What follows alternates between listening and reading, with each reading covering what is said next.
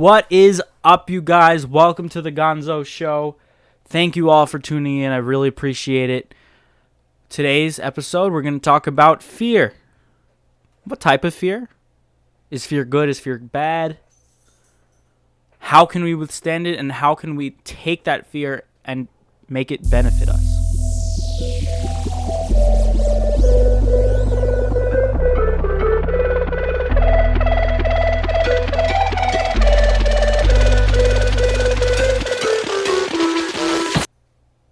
All right, guys. So, fear. What are you scared of? Now, I'm not talking about heights or darkness or spiders or dogs or whatever. No. I'm talking about fear of failure. That type of fear. That type of fear, I think, is probably one of the most important. It entails a lot of things. It entails things such as being scared of not being good enough, or fearing that you're going to disappoint somebody you love, whether it's your family, a spouse, your friends, or even yourself, or God. Fearing that you made a wrong choice. Fearing that you're going to screw up the rest of your life and not be happy. It's a serious thing. Everybody suffers from it. Some sort of way. It could be nothing, or it could be something big.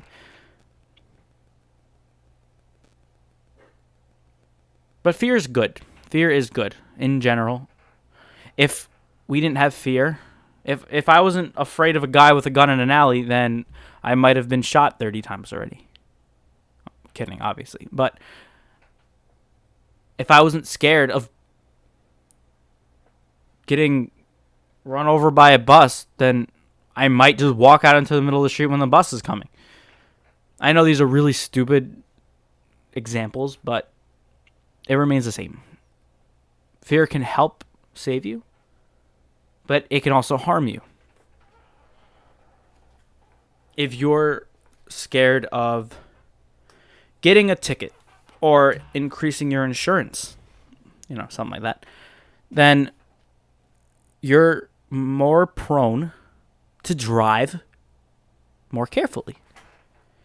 If you don't have that fear, then you're prone to drive more recklessly.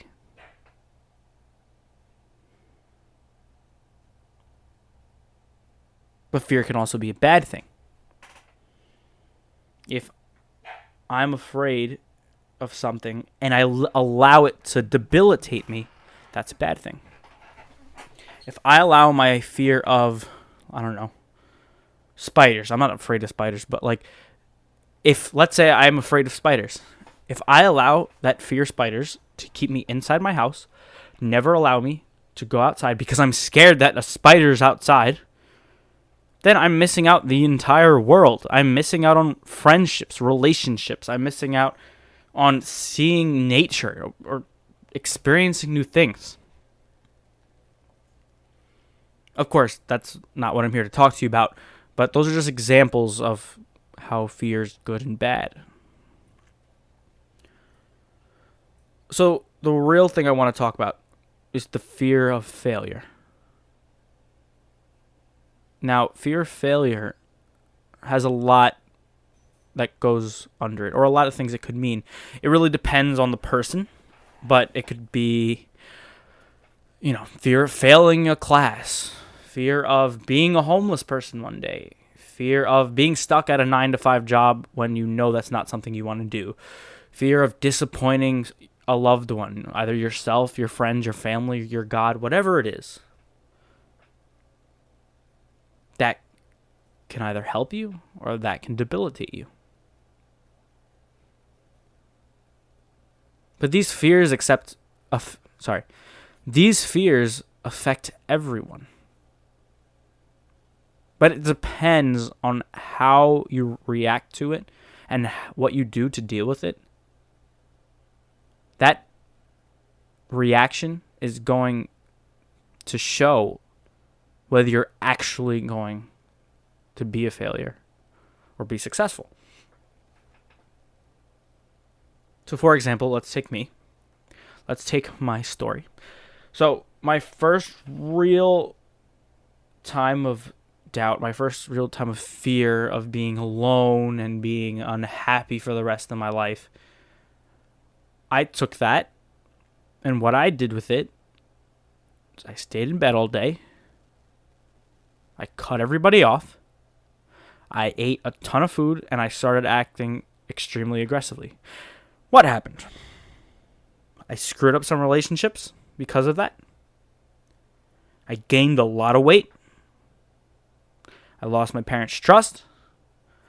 I hurt some people close to me. And I did really bad in school. Now, that's my fault. I'm not blaming it on whoever was involved in my demise, like in my upsetness. That was my fault. That's all on me. I didn't have to make those choices to do those things. But I did. And I didn't have any self-control. I didn't have any discipline. I didn't have any self-awareness.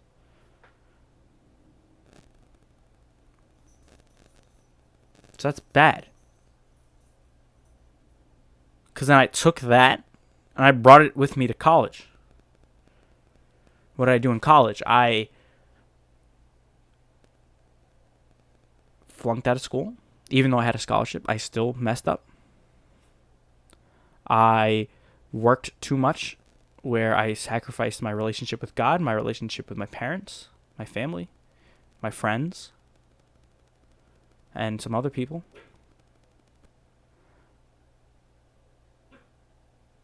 I gained a lot of weight. A lot of weight. I was supposed to be around about 150. That was my athlete weight when I would play soccer all the time, play basketball, exercise. It's about 150. But I went all the way up to 215. 215. Now, that's not obese, but it's pretty fat. Beer gut, man boobs, flabby arms, fat neck, all those. I didn't realize it, to be honest. I did not realize it. And it was kind of sad that I didn't realize it. But, I can look back on it now and laugh at it. I mean, I'm still fat. Don't get me wrong. I still have a lot to work on. But I can look back on it and say how stupid I was. And how much I've changed, which I like. I still have a lot to work on, of course. But I'm happy that I'm not that naive anymore. So another time, a couple years later, when I got hurt again, and I wanted to stay in bed, I wanted to cry and complain, I wanted to stress eat, and I did a little bit. I did for a little bit. But I learned that wasn't healthy. I learned that there's nothing I can do. To control that situation. That some things are just out of your control, and you just gotta learn to accept it.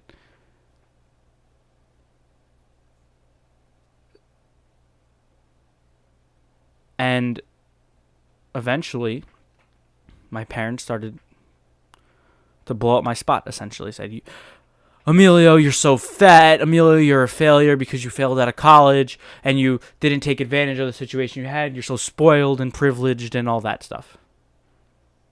And they were right, but I was, ignorant and stubborn, and I didn't see that. But eventually, it hit me because my aunt came over one day and she's like, "What happened to you?" I'm like, "What do you mean?" Because I don't recognize you. Your face is so fat. Your arms are flabby. I was like, "What? What?" And then I went to work, and a coworker I hadn't seen in a while, he was like, "Emilio, where's your neck?" Ha ha ha. And I was like, "What do you mean, where's my neck?" And I felt really insecure. It hurt. Yeah, it hurt. But everybody was warning me what was going to happen. They weren't saying that to make fun of me. Like, they were, kind of, but it was more for my protection, so I don't continue this lifestyle. I don't continue to get worse and worse. So I got scared. I really did, because my dad was like, do you want to look like this fat person who's 4,000 pounds? And I'm like, no. Well, that's where you're going to be. And I knew I probably wasn't going to be 4,000 pounds. But the idea that I could lose control of a situation like that and not even notice scared me. Scared me to death. That, along with me failing out of college, and I was only working about 4 hours a day, making minimum money. I had taken real estate classes, and I just failed it. I was playing video games all day, watching Netflix all day. Stuff like that. And I was a lazy, irresponsible person. And I didn't notice it, but when I noticed it, when it got pointed out to me, I got scared. I got deathly scared that I was going to be that guy who turned 28 years old. I never had any sort of education. All I did was play video games all day. I had no knowledge. I was 400 pounds and did nothing with my life. I was scared of that because my whole life before I started having things of pain go through me, I thought I was going to be successful. Everybody thinks they're going to be successful. But not until you get into the real side of life do you realize how hard it is. So I got scared. I did not want to be that person. Did not want to be that failure of a person. So, what did I do? I turned that fear into fuel. That fear of failure served two purposes. One, a protection. And two, a fuel. A protection it was because I did not at all want to have that sort of life, that failure of a life. Well, at least it was a failure for me. Some people, that might be the life. I don't know. But for me, that was failing. And I didn't want to have that. So that protected me from having it, if that makes sense. Basically, I didn't want it so bad that it allowed me to go into step 2, which is fuel.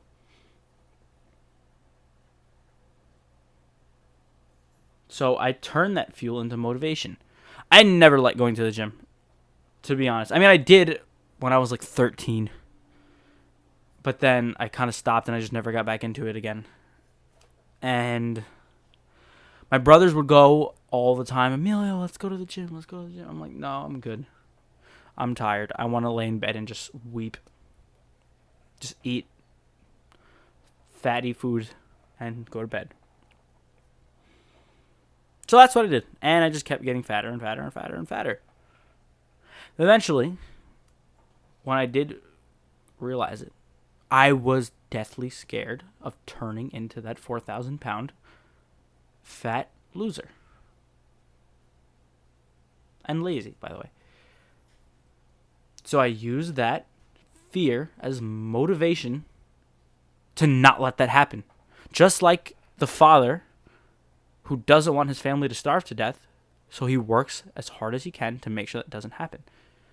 So I worked as hard as I can to make sure that doesn't happen. And I'm happy to say that I lost some weight. I lost about 20 pounds. It's nowhere near where it needed to be, but it was something. I went from struggling to tie my shoes, struggling to walk up the stairs, struggling to get out of my car, to lifting weights I never thought I could lift, to running until my clothes are completely drenched, stuff like that. I am nowhere near where I want to be, but it's progress. It's progress. I turned that fear into fuel. Every morning I'd wake up, look at myself in the mirror, say, "You're screwing up. You're screwing up. Look how fat you are. Get your life together." Because if you don't start now, you never will. If this doesn't mean that much to you, that you don't start now, that you keep holding this back, then it really doesn't bother you. And I didn't want that to be the case. So I forced myself to go. In the month of January, I went every single day except for one day. I believe it was the weekend of the 23rd or something. That was only because I could not feel anything. And I was still going to go to the gym, and everybody's like, no, no, no, no, no. You're going to die. You're going to pass out. So I was like, all right, fine, I'll take a day off so I don't die. Because what is the point of getting these gains if I'm dead?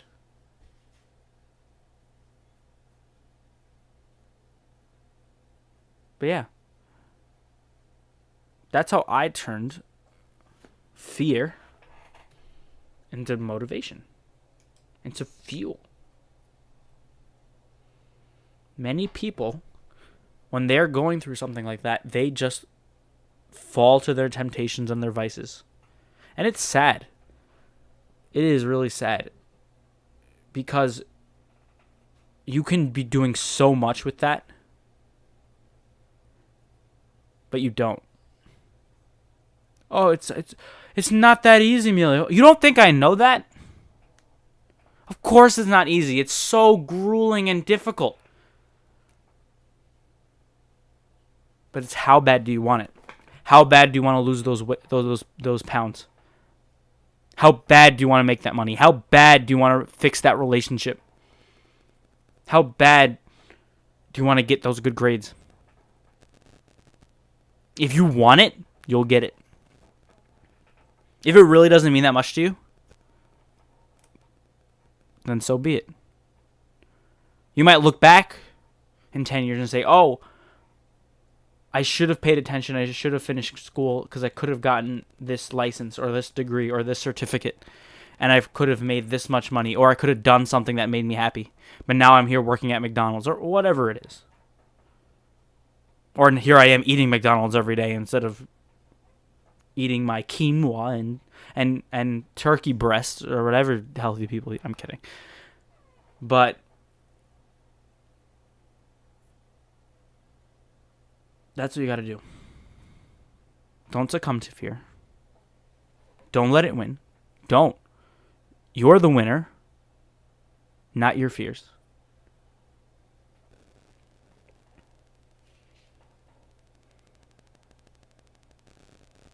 People don't want to be uncomfortable. So they do what's comfortable to them now. Whether it be sleeping, playing video games, eating crappy, going out and partying all the time. Whatever it is, yeah, that can satisfy you perhaps tonight. But tomorrow you're going to feel like crap. And if you keep doing that, in a year from now, you're going to be a lot fatter. You're going to be a lot less knowledgeable. And you wasted a lot of time that could have been used to something else. I was going to use an example about how coffee makes you poor, but I'll save that for another episode. I could have a whole hour just on that. And no, I'm not saying coffee really makes you poor. It's just a life lesson.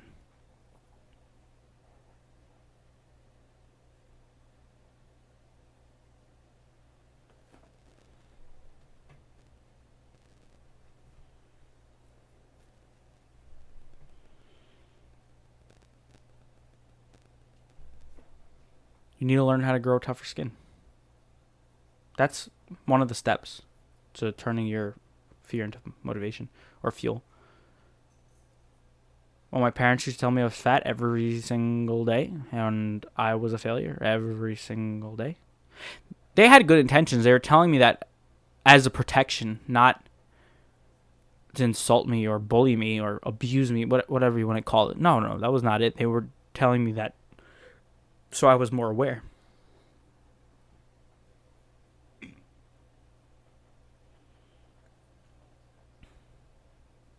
But if you grow that tougher skin, and yeah, that's hard too, but it's a learning process. But if you do grow that thicker skin, then when somebody says, "Hey, why are you trying to play this musical instrument? You suck at it. Why are you going to the gym? Because you can't even lift 135. You can only do 80 pounds. So you should just give up." No, don't give up. If that person thinks you should be able to lift 135, but you can't, you don't have to prove anything to them. We say, you know what? It's a good idea. My goal is going to be, in 3 months from now, I'm going to be able to bench 135. Not for you, but for me.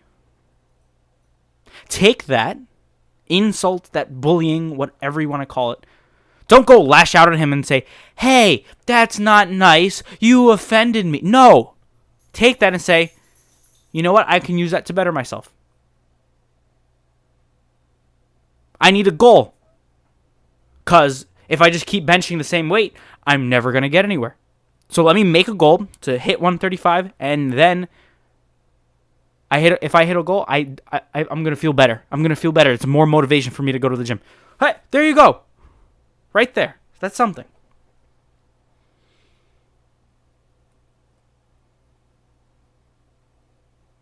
My dad will tell me, all you do is spend time texting or watching videos on your phone. You're never going to accomplish anything. You know what? Dad? You're right. I do spend too much time on my phone. Maybe I'm not spending as much time as you say I am. Maybe I'm spending more. I don't know. I don't keep track of it. But you know what? I have to be more mindful of that. And instead of watching YouTube videos the entire day, I could take that time and call some customers and call some leads, maybe make a couple sales. You're right. I could have done something. Don't get offended. Don't get taken aback. Use it. Use it.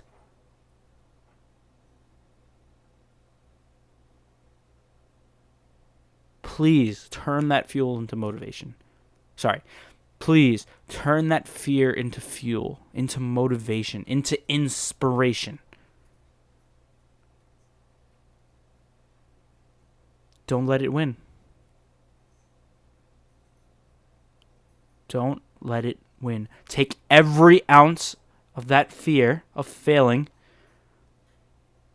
and make sure it doesn't happen. Put every bit of your power into making sure that it doesn't happen. Of course, you're going to fail at some things. Of course, you're going to have some failures here and there. You're going to be rejected by this person. You're not going to get that job interview. It happens. You're going to get fired. You're going to get laid off. You're going to gain some weight. You're going to have an unplanned pregnancy. I'm joking. Please don't do that. But you get the point. But you can always bounce back from those things. Don't take something little and turn it into something worse. If I gained that weight to 215, and I'm like, I'm depressed, I'm going to go stress eat, and a year later I hit 300, I didn't make anything better. I made it worse. Don't make it worse. Take every bit of power you have to do the right thing, to get to the gym, to open the books and study, to tell your parents you love them. Whatever it is. That's what you need to focus on. And if you do that, you can succeed. You will succeed if you get in that mindset. But you can't give up. You can never give up. If you never give up, you will succeed. You will win. Tell yourself every day you are a winner. You will not let fear get the best of you. You can make it. You can reach your goals. And if you have that mindset, you will. Don't ever give up. Keep on winning. Gonzo out.